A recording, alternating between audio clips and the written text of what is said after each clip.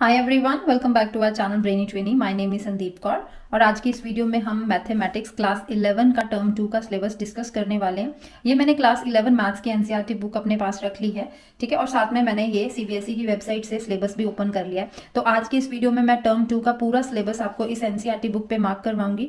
तो आप मेरे साथ एनसीईआरटी बुक को ओपन कर लीजिए और मेरे साथ साथ पूरा टर्म 2 का सिलेबस मार्क कीजिए, ठीक है। ईच एंड एवरी क्वेश्चन मैं आपको बताऊंगी जो आपको नहीं करना टर्म 2 में, राइट। कौन से चैप्टर्स आपको टर्म 2 में करने हैं, कौन से पूरे करने हैं, किस चैप्टर में क्या क्या डिलीटेड है, सब कुछ हम इस वीडियो में डिस्कस करेंगे, इसलिए वीडियो को एंड तक जरूर देखना। तो सबसे पहले आप खोलेंगे इंडेक्स पेज, ताकि इंडेक्स पेज में आपको पहले पता होना चाहिए कि कौन कौन से चैप्टर्स आपको टर्म 2 में आने वाले हैं। वैसे तो इसके ऊपर मैंने अलग से वीडियो बनाई है जिसमें मैंने सिर्फ चैप्टर्स डिस्कस किए हैं, है ना। अब चलो, अगर हम यहाँ पे सीबीएसई की वेबसाइट से देखें तो ये टर्म 1 का सिलेबस है और इसी के नीचे अगर हम चलें तो टर्म 2 का सिलेबस भी यही लिखा है कि सेट्स एंड फंक्शंस आपको 8 मार्क्स का आने वाला है। तो सबसे पहले मार्किंग स्कीम जान लो। अब सेट्स एंड फंक्शंस में कौन से 8 मार्क्स में कौन कौन से चैप्टर्स आपको आने वाले हैं। सेट्स एंड फंक्शंस में सिर्फ और सिर्फ ट्रिग्नोमेट्रिक फंक्शंस। तो इसका मतलब आप अपने इंडेक्स पेज पे ट्रिग्नोमेट्रिक फंक्शंस पे टर्म 2 लिख लो और साथ में लिख लो 8 मार्क्स की। इस अकेले एक चैप्टर में से आपको एग्जाम में क्वेश्चन 8 मार्क्स के क्वेश्चन आने वाले हैं, ठीक है। उसके बाद आगे हम चलें तो अलजेब्रा कंटिन्यू है 11 मार्क्स का। अब अलजेब्रा में कौन से दो चैप्टर्स आएंगे, एक आएगा लीनियर इनइक्वालिटी, दूसरा आएगा परम्यूटेशन एंड कॉम्बिनेशन। तो नेक्स्ट पेज पे इंडेक्स पे चले, लीनियर इनइक्वालिटी चैप्टर नंबर 6 है और permutation and combination chapter number 7 है, ठीक है। तो इन दोनों चैप्टर्स पे, ये चैप्टर 6 एंड चैप्टर 7 पे टर्म 2 तो आपको लिखना ही लिखना है, साथ में यहाँ पे लिख ले 11 मार्क्स कि ये दोनों चैप्टर आपको 11 मार्क्स में आने वाले हैं। उसके बाद अगर हम आगे बात करें थर्ड है कोऑर्डिनेट ज्योमेट्री, जो आपको 9 मार्क्स में आने वाली है। तो कोऑर्डिनेट ज्योमेट्री में कौन कौन से चैप्टर्स हैं, conic and introduction to 3 dimensional. तो कॉनिक 11 चैप्टर है, इंट्रोडक्शन टू 3 डायमेंशनल ये 12th है। दोनों पे टर्म 2 तो लिखना ही है, साथ में यहाँ पे दोनों पे एरो बना के लिख लीजिए ये कितने मार्क्स का आपको आने वाला है, 9 मार्क्स का। ये दोनों चैप्टर्स मिला के आपको एग्जाम में 9 मार्क्स के क्वेश्चन आएंगे। नेक्स्ट हम कैलकुलस पे चलते हैं, 6 मार्क्स, ठीक है। तो कैलकुलस में कौन सा चैप्टर आने वाला है, डेरिवेटिव्स, मतलब सिर्फ और सिर्फ डेरिवेटिव्स टॉपिक, ठीक है। मैंने पहले भी अपनी एक वीडियो में बताया कि चैप्टर नंबर 13 जो लिमिट्स था आपने टर्म 1 में किया था और डेरिवेटिव्स आपको टर्म 2 में आने वाला है। और ये डेरिवेटिव आपको टर्म 2 में सिर्फ और सिर्फ 6 मार्क्स, तो ये डेरिवेटिव्स टर्म 2 में आपको पूरा 6 मार्क्स में एग्जाम में आने वाला है। तो सिर्फ इतना सा डेरिवेटिव टॉपिक किया और 6 मार्क्स आपके बन गए। उसके बाद लास्ट यूनिट है हमारा स्टैटिस्टिक्स एंड प्रोबेबिलिटी, जो 6 मार्क्स में आएगा। टोटल 40 मार्क्स और 10 मार्क्स इंटरनल असेसमेंट के, तो टोटल कितने बन गए, 50 मार्क्स। तो probability chapter, statistics and probability में स्टैटिस्टिक्स आपने टर्म 1 में कर लिया है। अब नेक्स्ट चैप्टर है चैप्टर नंबर 16, वो आप टर्म 2 में कर लेंगे। तो इसके साथ ही आप भी लिख लो, ये भी आपको 6 मार्क्स का एग्जाम में आने वाला है। Is that clear. 3 चैप्टर पूरे आपके टर्म 1 और टर्म 2 से ही डिलीट हो गए हैं कि जो आपको बिल्कुल करने ही नहीं है, वो है चैप्टर नंबर 4। उसके बाद चैप्टर नंबर 8 बायनोमियल थ्योरम और चैप्टर नंबर 14 मैथमेटिकल रीजनिंग, ये आपको बिल्कुल नहीं करना।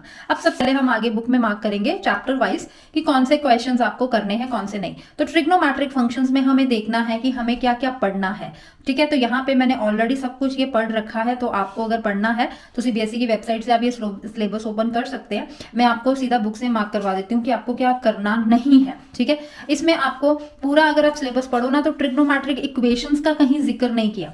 तो आप पहले चैप्टर नंबर 3 निकालें, पेज नंबर 49 अपनी एनसीईआरटी बुक में। तो यह है chapter number 3 trigonometric functions, page number 49 NCERT book का। ये टर्म 2 का सिलेबस है, ठीक है। इसमें आपको सब कुछ करना है, जो आपको नहीं करना मैं सीधा आपको पेज नंबर बता देती हूँ। आपको एक्सरसाइज 3.1 सारी करनी है, ट्रिग्नोमेट्रिक फंक्शंस आपको करने हैं, साइन ऑफ ट्रिग्नोमेट्रिक फंक्शंस भी करने हैं। तो ये सब कुछ आप पढ़ने वाले हो, ठीक है। इसमें से कुछ भी डिलीट नहीं किया गया। एक्सरसाइज 3.2 आप पूरी की पूरी करने वाले हो। उसके बाद ये trigonometric function of sum difference, ये भी आप सारा कुछ करने वाले हो। ये सारे फॉर्मूलाज आपने अच्छे से करने हैं, ये बाकायदा आपकी सिलेबस में मेंशन है कि आपको पढ़ने ही पढ़ने हैं। एक्सरसाइज 3.3 आप पूरी की पूरी करोगे, ठीक है। इसमें कुछ भी डिलीट नहीं है। उसके आगे आ जाओ, page number 74 NCERT, page number 74। ये ट्रिग्नोमेट्रिक इक्वेशंस पे क्रॉस लगा दो। अगर ये टॉपिक आपको नहीं करना है, इसका मतलब एग्जांपल नंबर 18 क्रॉस है, 19 भी नहीं करनी, ये थ्योरम 1, थ्योरम 2, ये थ्योरम 3, ये सब कुछ डिलीट है आपके सिलेबस से, क्योंकि ट्रिग्नोमेट्रिक इक्वेशन अगर आप यहाँ पे सिलेबस पे नजर मारो कहीं भी नहीं लिखा, ठीक है। तो इसलिए आपको इसकी कोई भी एग्जाम्पल नहीं करनी, इसकी एक्सरसाइज भी नहीं करनी। एग्जाम्पल नंबर 20 नहीं करोगे, 21 नहीं करनी, 23 भी नहीं करनी, 24 भी नहीं करनी आपको। उसके बाद आपको एक्सरसाइज पूरी की पूरी 3.4 डिलीट करनी, ये आपके सिलेबस से हट चुके हैं, ये आपको नहीं करनी। इसके अलावा पूरे का पूरा चैप्टर करोगे, सिर्फ एक्सरसाइज 3.4 और उसकी एग्जांपल्स नहीं करनी। उसके बाद टर्म 2 के नेक्स्ट चैप्टर पे चलते हैं, वो है linear inequalities, page number 116। Linear inequalities में एज सच आपको कुछ भी डिलीटेड नहीं है। यहाँ पे मैंने लिखा हुआ है फुल, तो आप भी अपने बुक पे लिख लो। ये जितना भी मैंने पढ़ा है ये फुल चैप्टर कवर करता है, तो इसलिए आपको कुछ भी यहाँ से डिलीटेड नहीं है, आपको पूरे का पूरा ही चैप्टर करना है। नेक्स्ट चैप्टर पे चलते हैं। नेक्स्ट चैप्टर है परमुटेशंस एंड कॉम्बिनेशंस। अब परमुटेशन एंड कॉम्बिनेशन में देख लो आप कि fundamental principle, factorial and permutation combination के फॉर्मूला एनपीआर और एनसीआर और उसकी सिंपल सिंपल एप्लीकेशंस ही आपको आएंगे, मतलब कि ज्यादा कॉम्प्लिकेटेड क्वेश्चंस नहीं आएंगे, सिंपल सिंपल एप्लीकेशंस वाले क्वेश्चंस आएंगे। आपको चैप्टर पूरा करना है, इसमें कुछ भी डिलीटेड नहीं है, ठीक है। लेकिन आप मिसलेनियस में देख लेना, जो बहुत हार्ड वाली सिंपल एप्लीकेशंस है उसको आप क्वेश्चंस को छोड़ सकते हैं, जो सिंपल सिंपल एप्लीकेशंस है वो सारी करनी है। तो आई थिंक चैप्टर बहुत ईजी है, आप आराम से कर लोगे, बहुत ईजी चैप्टर। नेक्स्ट चैप्टर पे चलते हैं, कोनिक सेक्शंस पे। कोनिक सेक्शन चैप्टर्स निकालिए, चैप्टर नंबर 11, ठीक है, page number 236। Page number 236 conic section. इसमें कोनिक सेक्शन में अगर हम पढ़ें कि section of a cone, circle, lip, parabola, hyperbola सब करना है, स्टैंडर्ड इक्वेशन सबकी और उसकी सिंपल प्रॉपर्टीज करनी है, standard equation of a circle भी आपको करना है। तो इसमें आपको एक टॉपिक है जो नहीं करना, वो अगर हम यहाँ पे आगे देखें तो देखें सेक्शन ऑफ अ कोन आपको करना है, इस साइड पे आए तो सर्कल, लिप्स, पैराबोला, हाइपरबोला सब करना है। लेकिन ये पेज नंबर 238 पे डीजनरेटेड कोनिक सेक्शन नहीं लिखा, ठीक है, सिलेबस में आपके ये टॉपिक नहीं लिखा, तो इसके ऊपर क्रॉस लगा दो, ये आपको नहीं करना। लेकिन इसके रिलेटेड ना पूरे चैप्टर में कोई भी क्वेश्चन नहीं है, तो इसका मतलब अगर मैं क्वेश्चंस मार्क करवाने पे आऊँ तो मुझे कोई भी क्वेश्चन इसके रिलेटेड नहीं लगा, तो इसलिए आप सारे क्वेश्चन, सारी एक्सरसाइजेस इसकी करोगे, इसके अलावा और कुछ भी डिलीटेड नहीं है इस चैप्टर में से। तो बहुत ही ईजी वाला चैप्टर है ये। उसके बाद है इंट्रोडक्शन टू 3 डायमेंशनल ज्योमेट्री।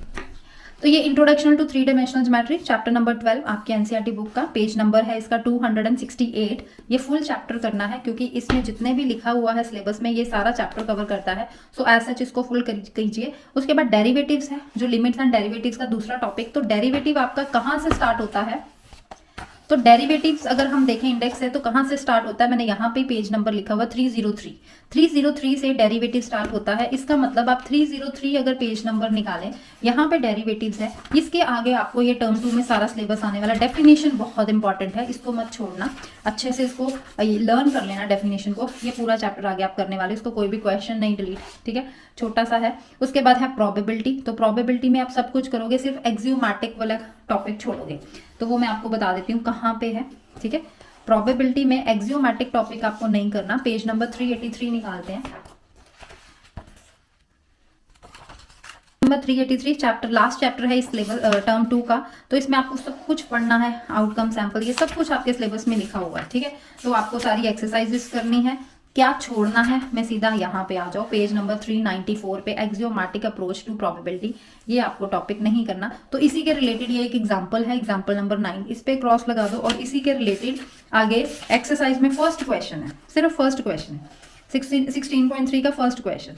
बाकी इसके आगे अगर हम देखें पेज नंबर 396 पे probability of an event, probability of equally likely outcomes, probability of event A और बी, ये सब कुछ करना है। सिर्फ आपको छोड़ना क्या है, एक्सियोमैटिक अप्रोच टू प्रोबेबिलिटी और उसकी एग्जांपल नंबर 9 और उसी के रिलेटेड एक्सरसाइज 16.3 का क्वेश्चन नंबर 1। बाकी सारी की सारी एक्सरसाइज आपको करनी है, सिर्फ फर्स्ट क्वेश्चन छोड़ना है, बाकी फुल चैप्टर आपको करना है एज सच, ठीक है।